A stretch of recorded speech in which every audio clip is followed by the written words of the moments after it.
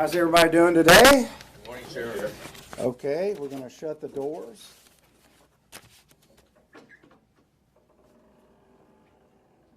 We'll start it all with, my name is Rick Jones. I'm the Butler County Sheriff, Butler County, Ohio. I just came back from a National Sheriff's Training in D.C. 2 days ago.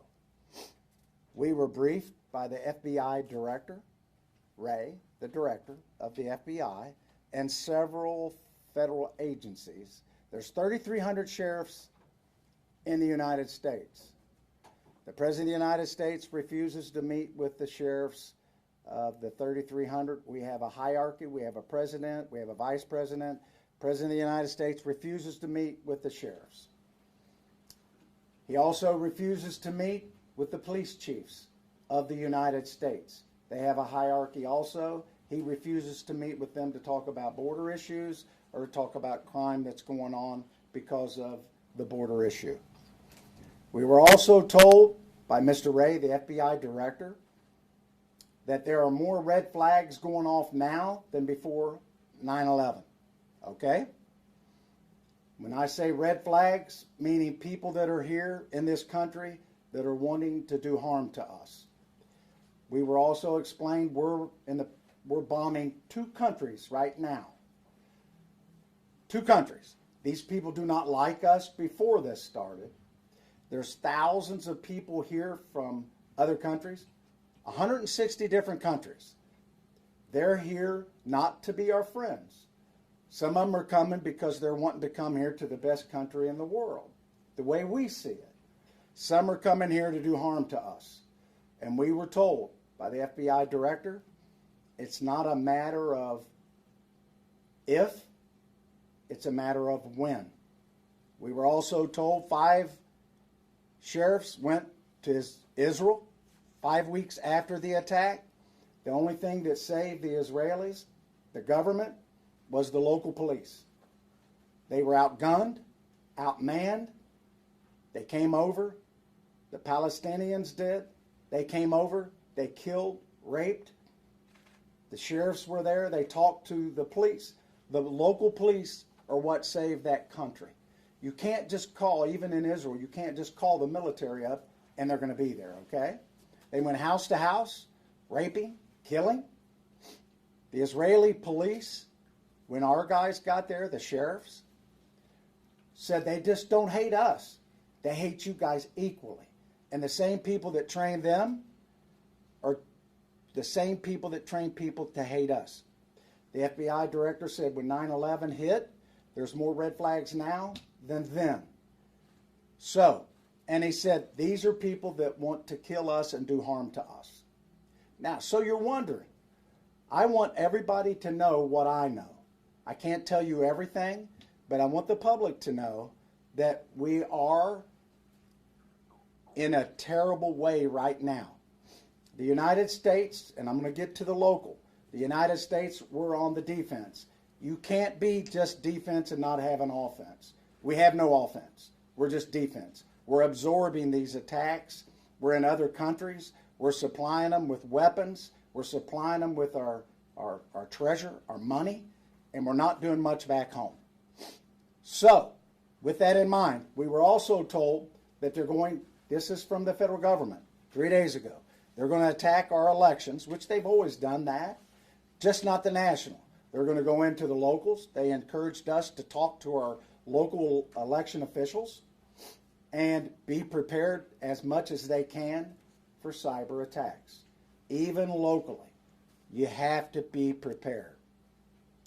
We've been told that, again, they're coming here to do harm to us, and even in Ohio or in the United States, we're not going to be able to call and ask for help from the federal government. They're going to be busy. The military's not coming, the National Guard. When 9/11 hit, it was all the police and the fire. And they were in total organized chaos. The military had the skies. And I don't want, somebody asked me, am I like Doomsday Jones? And I said, no, I'm not like Chicken Little. I want you to know what I know. And if you don't believe what I'm telling you, That's okay. You can do what the Israeli citizens done. You can build a little safe house in your basement, and good luck. Now, getting to where we've been attacked here in Butler County, you're going to think, well, we've never been attacked. We have. The Russians attacked our system, our electronic system, our computer system. They hacked it. They also are trying to hack, just not ours, and we were down for 2 months, just a paper. Hacked our dispatching, hacked everything. Now, was that to help us? No, it wasn't to help us. It was to hurt us and cause chaos.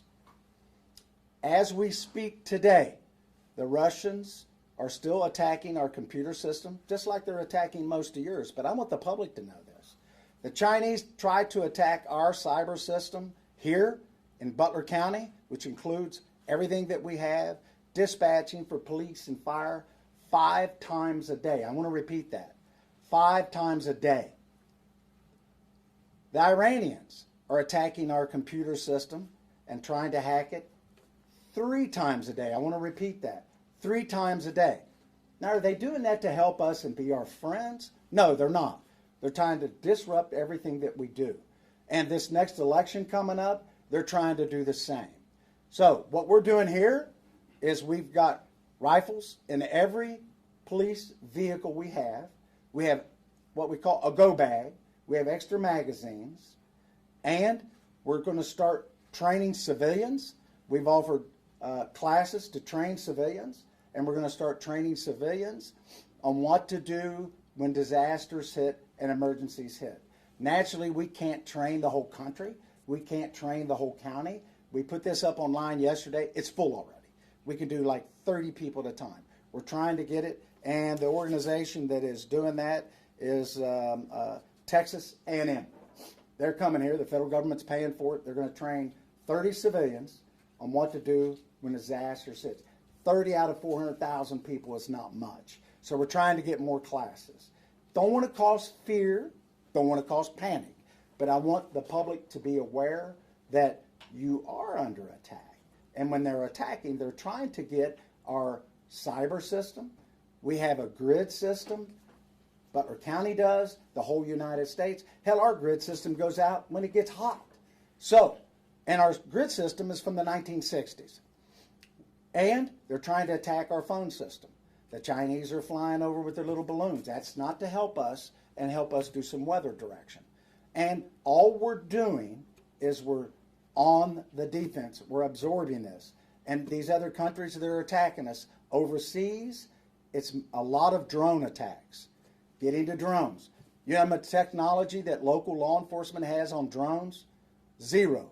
We can fly drones, and most police departments and sheriff's offices have drones. We can't detect drones. Hell, they look like a bird in the sky. We can't make the drones stop. We can't stop them. When you see football games on TV, the national football games, they call timeout to stop the drones.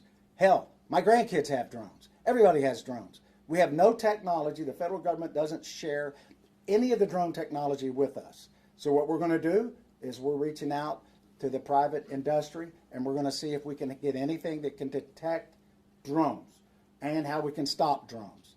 Now, again, it's not to scare people. This is the truth. Everybody in this room, the news media, you guys get hacked. They try to hack you. One of the local channels in Cincinnati was hacked. They were down to paper for several weeks, just paper. When we were hacked, we were down to paper. Our computer system, our dispatching, all hacked. Again, that's being attacked by foreign countries. You wouldn't think that a foreign country would be attacking us. The public needs to know we're being attacked every day. Now, people that are here to do us harm, do we expect? I've been to the border 3 times. People are not just turning themselves in. They're actually called gotaways. And some of them are getting through with backpacks and packs. Now, are they bringing groceries with them? We don't think so. We believe the ones that don't want to get caught, there's a reason for that. We believe they're a good, strong possibility they're bringing something here to cause us harm. You have to believe that. China has safe houses in every state in the United States. Now, after I discuss that, I'm going to take questions. But there's 3 things I'm going to be asking the state of Ohio to do on the offense, not just the defense. I've reached out to State Representative Sarah Crothers, and I've reached out to State Representative Cindy Abrams, two state representatives. And I've asked them, I've instructed them, and you're going to receive a copy of it, that there's three things I'm asking the state to introduce legislation on. One is the northern border. You think that we don't have a border, but we do. We border Canada. So what happens is the border security have been pulled, a lot of them, a large portion of them, quite a few of them, to go to the southern border. So what happens when we do that? Drugs are coming back across more the northern border. People are coming across. Water and land. With that in mind, I want you to keep in mind, I'm asking that there be legislation introduced and that the governor appoint a task force to do interdiction on people and drugs coming in across our waterways and our borders into the state of Ohio. Texas has done some of the similar. So the fentanyl has decreased by 40% from Texas and moved over to Arizona. So it's coming across. I was told 5 and 8 pills that are coming across and into this country have fentanyl in them, the illegal pills. China helps the Mexican government with the fentanyl that comes into our country. Again, they're trying to help us out. They're our friends.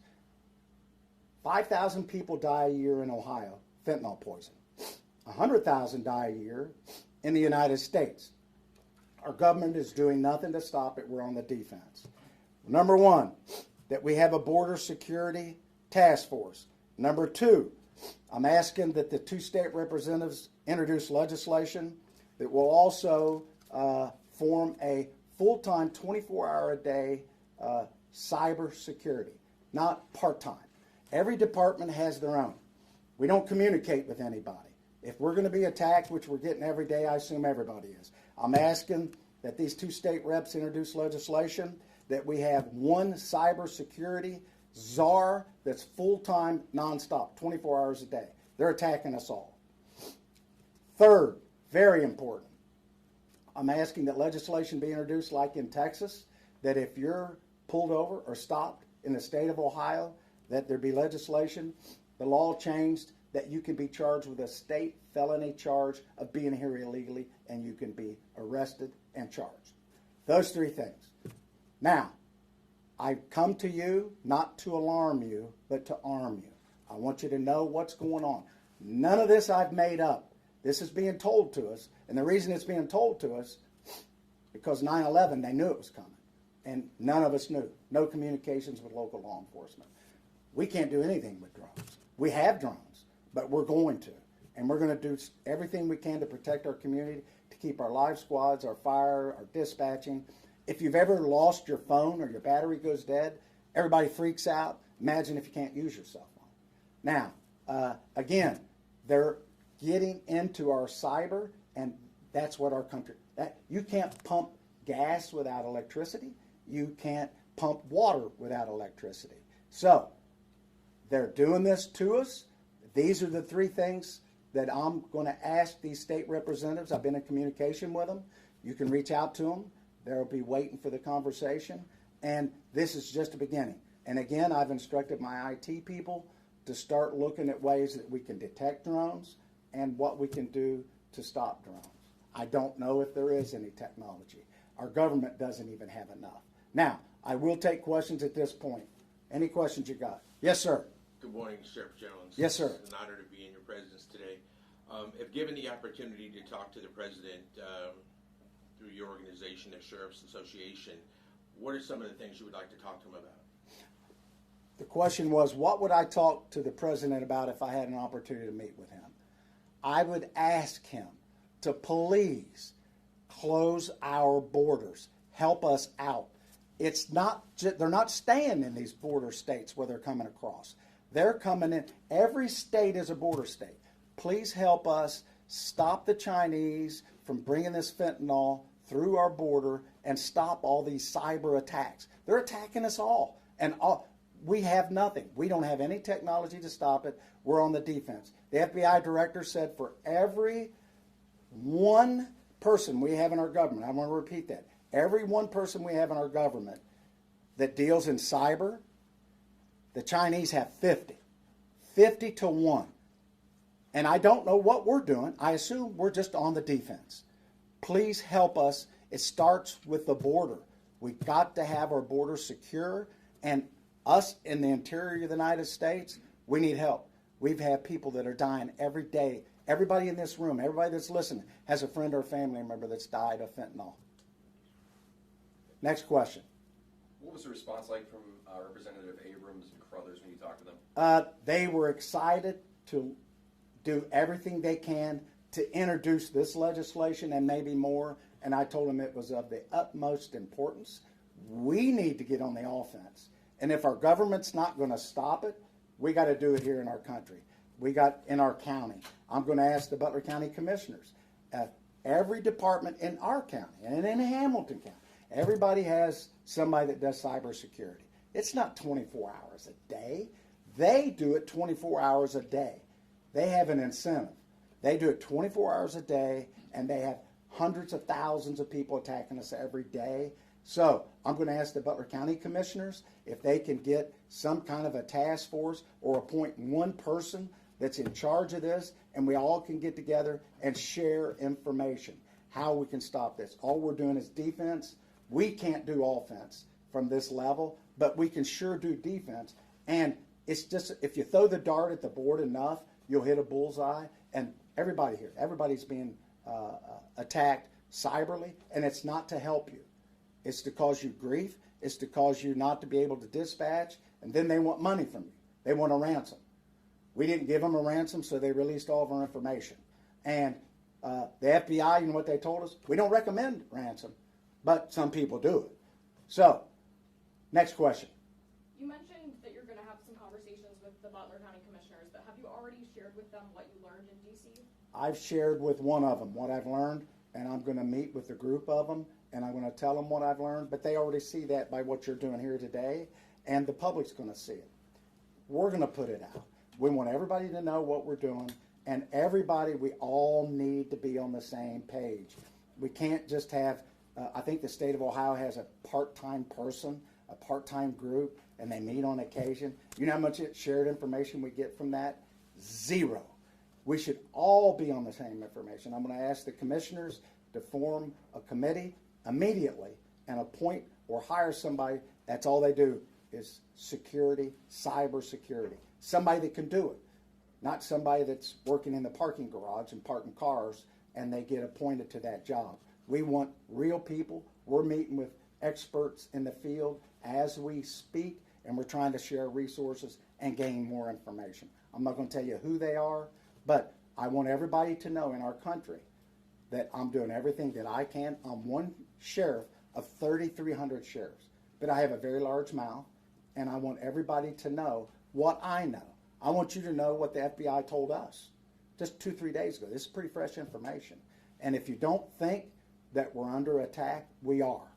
And we train for mass shootings in schools, we train for mass shootings in the malls, but we don't train for multiple shootings or multiple attacks. And the National Guard's not coming to your community to help you unless it's a flood or disaster, and you're on your own for about 7 days. And if you remember 9/11, which a lot of you don't, they were on their own. And the police is your last line of defense, police and fire. We're training right now for hazmat. We're the police, and we've been training for hazmat. We have hazmat equipment. We belong to the Hamilton County hazmat team, and we're training for chemicals because we have people that are driving trucks in this community and all over the United States that don't even speak English. They can get driver's license. They can take the test. I don't know if they're here illegally or not. So I give you that information. It's a lot to fathom what's going on, but I am asking that you put this information out to the public. The class that we had were full. It filled up last night, and we could probably do 5,000 people in that training. People want to know what they do when your cell phone doesn't work. If you've lost your cell phone in your house, you almost puke because you can't find your cell phone. Imagine not being able to use your cell phone. And imagine not being able to do dispatching. No electricity in the winter. I mean, not to scare people. It's not to alarm you. It's to arm you. Sheriff, does the analogy of see something, say something to all Americans, especially in the Ohio regions, Hamilton County, Montgomery County, and the like, see something, say something? Is there a number individuals can call if they see something Yes. very unusual?